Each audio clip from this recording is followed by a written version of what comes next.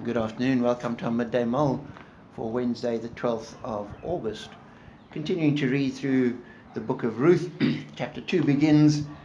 Now Naomi had a relative on her husband's side, a man of standing in the clan of Elimelech, whose name was Boaz. So I'm just told Naomi has this distant relative. His name's Boaz, and he's a man of standing, wealthy. So far, all good. Story continues. And Ruth the Moabite said to Naomi, "Let me go to the fields and pick up the leftover grain behind anyone in whose eyes I find favor." Naomi said to her, "Go ahead, my daughter." And I was struck that Ruth does what she can. It doesn't change her situation dramatically. She's still poor. She is still so poor that she's destitute. She is still a widow. She's still just stuck with her mother-in-law, who's also a widow. But it changes this slightly because they will have something to eat. Maybe not much, because how much can you glean if you're just picking up the leftovers? But she does what she can. And too often we hold back on doing things because we can't do it all.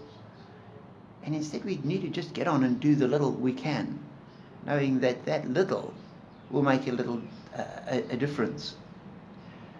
And sometimes people think, "Oh, I really ought to pray and have quiet time," and they have some grand scheme of what a quiet time could look like, and they never get round to it because they haven't got the time, or they haven't got the resources, or whatever.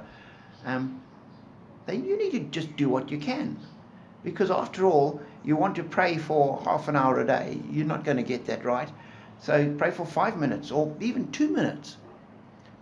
Praying for 2 minutes a day is better than praying for no minutes a day. Might not be much, but it's better. Reading one verse a day in the Bible might not be a chapter a day, but it's better than no verses a day. And so that applies to all of our life. We need to just get on and do what we can and trust God to do the rest, as what happens here, because ends up with the point that verse 3 says, "So she went and entered a field and began to glean behind the harvesters. As it turned out, she was working in a field belonging to Boaz, who was from the clan of Elimelech."